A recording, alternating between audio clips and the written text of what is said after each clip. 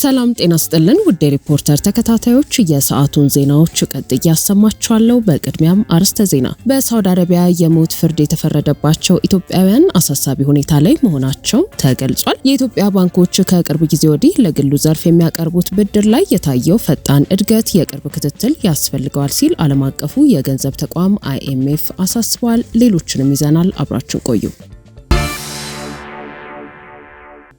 የኢትዮጵያ ባንኮች ከቅርብ ጊዜ ወዲህ ለግሉ ዘርፍ የሚያቀርቡት ብድር ላይ የታየው ፈጣን እድገት የቅርብ ክትትል ያስፈልገዋል ሲል ዓለም አቀፉ የገንዘብ ተቋም IMF አሳሰበ። IMF የኢትዮጵያ የኢኮኖሚ ሪፎርም ፕሮግራምን በመገምገም ዛሬ ሪፖርቱን ይፋ ያደረገ ሲሆን በግምገማው ከተመለከታቸው ጉዳዮች አንዱ የሀገሪቱ ባንኮች ለግሉ ዘርፍ የሚያቀርቡት ብድር ባልተለመደ መልኩ እድገት ማሳየቱ አሳሳቢ ከመሆኑ በተጨማሪ ከሚያቀርቡት ብድር አብዛኛው የተላለፈው ለሀገር ውስጥና ለውጭ ንግድ አንቀሳቃሾች መሆኑን በመጥቀስ ክትትል ያስፈልገዋል ብሏል። በተለይም የኢትዮጵያ ንግድ ባንክ ለመንግስት ብቻ ከማበደር እንዲላቀቅ ከተደረገ በኋላ ለግሉ ዘርፍ የሰጠው የብድር መጠን በከፍተኛ ደረጃ መጨመሩን የጠቀሰው IMF ባንኩ የብድር ስብጥሩን እንዲያሰፋ ክትትል ያሻዋል ብሏል። ከዚህም በተጨማሪ የኢትዮጵያ ብሔራዊ ባንክ ሁሉም የሀገሪቱ ባንኮች ብድር የሚያጸድቁ በትን ሂደት የመገምገም የብድር ማስያዣውን ተመጣጣኝነት የመመዘንና የተበዳሪዎችን ማንነትና የመክፈል አቅም ሁኔታ የማጣራት ስራውን እንዲያጠናክር አሳስቧል። የኢትዮጵያ የኢኮኖሚ ሪፎርም ፕሮግራም በአጠቃላይ በጥሩ ሁኔታ እየቀጠለ መሆኑን የገመገመው የገንዘብ ተቋሙ ይህ የኢኮኖሚ ሪፎርም በስኬት እንዳይጠናቀቅ ሊያደርጉ የሚችሉ የጸጥታ ስጋቶች መኖራቸውንም ጠቁሟል። ከነዚህ መካከል ከቅርብ ጊዜ ወዲህ በፌዴራል መንግስትና በህወሓት እንዲሁም በፌዴራል መንግስትና በኤርትራ መካከል የተፈጠረው ውጥረት ጠቅሷል። በሳውዲ አረቢያ እስር ቤቶች ውስጥ የሚገኙ ኢትዮጵያውያን ስደተኞች አሳሳቢ ሁኔታ ላይ መሆናቸው ተገለጸ።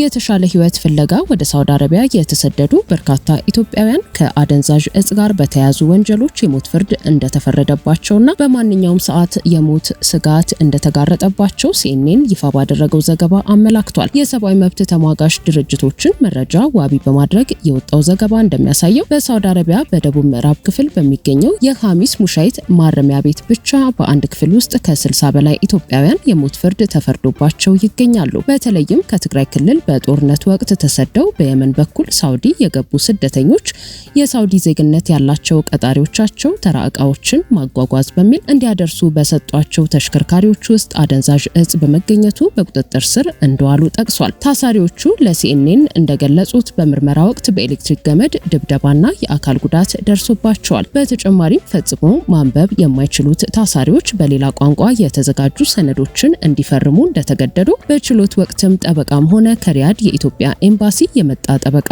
እንዳልነበር ተናግረዋል። ዳኛው የሞት ፍርድ ውሳኔውን ባነበቡበት የመጨረሻው ችሎት ላይ ብቻ ተርጓሚ እንደቀረበላቸውና ይግባኝ የማለት መብታቸውን እንደተከለከሉ ዘገባው ያክላል። የአውሮፓ ሳውዲ የሰብአዊ መብቶች ድርጅት ዳይሬክተር ታሃ አልሃጂ በበኩላቸው በሀገሪቱ የሚካሄዱ የሞት ቅጣቶች አነስተኛውን የፍትሃዊነት ዋስትና እንኳን እንደማያሟሉ ጠቅሰዋል። ተከሳሾች የህግ ውክልናና የትርጉም አገልግሎት እንደሚከለከሉ እንዲሁም ብዙ ጊዜ በማሰቃየት በተገኘ የእምነት ቃል ላይ ብቻ ተመስርቶ የሞት ፍርድ እንደሚበየንባቸው አስረድተዋል። ባለፈው ዓመት ብቻ በሳውዲ አረቢያ 356 ሰዎች በሞት የተቀጡ ሲሆን ከነዚህ ውስጥ 240 የሚሆኑት ከእጽ ጋር በተያያዘ ወንጀል የተፈረደባቸው የውጭ ዜጎች ናቸው።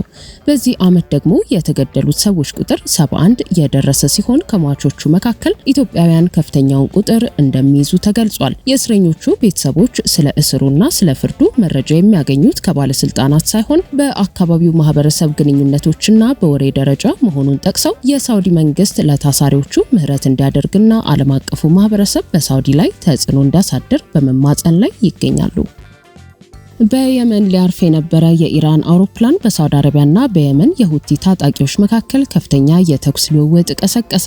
የየመኑ የሁቲ ታጣቂ ኃይል በትላንትናው ዕለት በየመን ዋና ከተማ ሰንዓ አየር ማረፊያ ላይ ለደረሰውና የሳውዲ አረቢያ መንግስትን ተጠያቂ ያደረገበት የአየር ጥቃት መፈጸሙን ተከትሎ በአጸፋ እርምጃ ሳቢያ ለመካከለኛው ምስራቅ ቀጠና ተጨማሪ ስጋት ሆኗል። የሁቲ ታጣቂዎች በሳውዲ ላይ በወሰዱት እርምጃ በደቡብ ምዕራብ ሳውዲ አረቢያ በሚገኘው የአብሃ አውሮፕላን አውሮፕላን ማረፊያ ላይ ሚሳኤሎችን አስወንጭፈዋል። በየመን ዓለም አቀፍ እውቅና ያለው መንግስት የሚደግፈውና በሳውዲ አረቢያ የሚመራው ጥምር ጦር የአየር መከላከያው ሚሳኤሎቹን ማክሸፉንና ምንም አይነት የሰው ህይወት ጉዳት እንዳልደረሰ የገለጸ ሲሆን ሁቲዎች የሳውዲ ጥቃት ነው ያሉትን እርምጃ የየመን ማዕከላዊ መንግስት ኃላፊነት ወስዶበታል። የየመን መንግስት እንደገለጸው የጥቃቱ ዓላማ ለሁቲ ታጣቂዎች ድጋፍ የሚያደርገው የኢራን መንግስት ንብረት የሆነ አውሮፕላን እንዳያርፍ ለማድረግ ነበር።